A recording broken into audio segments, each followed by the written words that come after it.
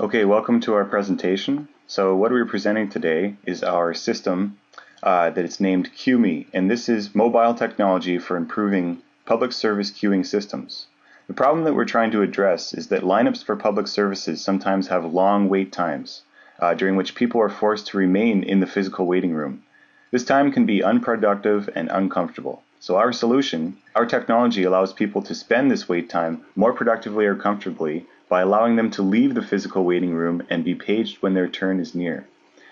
This is accomplished by assigning an identifier to a person when they first enter the waiting room and sending a text message to their mobile phone when they near the front of the queue. So the best way to demonstrate is we'll go straight to the demo. So imagine the following scenario. I'm a person sitting in my bedroom at home. I'm in need of a public service, and I'm trying to determine whether it's worth my while to make the trek downtown to sit in a crowded waiting room. So instead of doing that, what we can do, as we see here, is visit a website that gives me a real-time display of the status of the queue as it is in the waiting room downtown. So what you see here is the same type of terminal that you would see in the waiting room. You see the identifier of the person that is to be served next, and you see the other people that are waiting in line for the queue. So while I'm visiting this website, if I see that there are 100 people in line, then I will know that I should probably wait until a less busy time to actually make the trek downtown. So already this is useful information. I've just avoided an unnecessary trip. So taking this one step further, we also give the user the ability to take a number and take a place in line virtually. So to do so, the user can enter their cell phone number, so that we have a means of being notified as we move up in the queue. We indicate why we're here. For in this case, let's say that we're here for a permit application. And then we acknowledge that we are volunteering our cell phone number and that we understand how this information is going to be used due to the privacy concerns involved. Just a comment about the privacy concern. We recognize that it is a concern, but the phone number can remain anonymized. It's not tied to any personal information such as first name, last name, or address. So in that sense, it remains safe. Secondly, the phone number can remain in a database and never needs to be seen by a human being. This takes place all automatically, and at the end of the transaction, the phone number can be deleted. So these are the ways that the privacy concern can be mitigated. So let's proceed. So now we reserve our spot in line. And as we see, we've been given an identifier. So now our ticket number is 535, and we have an estimated wait time of 75 minutes. So this is the same procedure as you would take as if you were taking a number, so to speak, in the physical waiting room downtown. So now that we have this identifier and we have our cell phone number in the system, then we're free now to go off and get lunch or get a coffee and so forth. We don't have to remain either in the waiting room or in front of our computer. Our mobile text message will be sent to our mobile device as we move up in the queue so that we know when to go in physically to the waiting room. So to see this happen, so now let's switch over to the interface that the clerk, the service person, is using. So they also have a depiction of the queue. Here are the 5 people that are in line. And as they have served somebody, then they mark off that that person has been served. So in this case, we see that the person 531 has just been served, so we mark that off.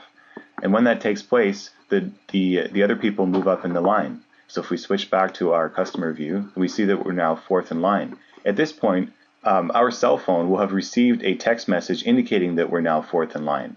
And this will happen every time that we move up in line. So as we get closer and closer, then we know that it's advisable that we actually get into the place soon so that we can receive service.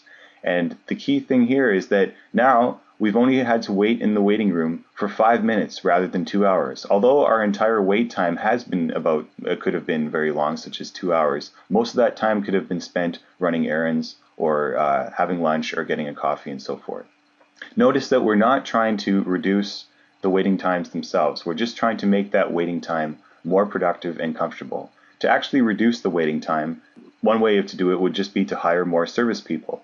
But that is an expensive proposition, and there are budgetary constraints in public services.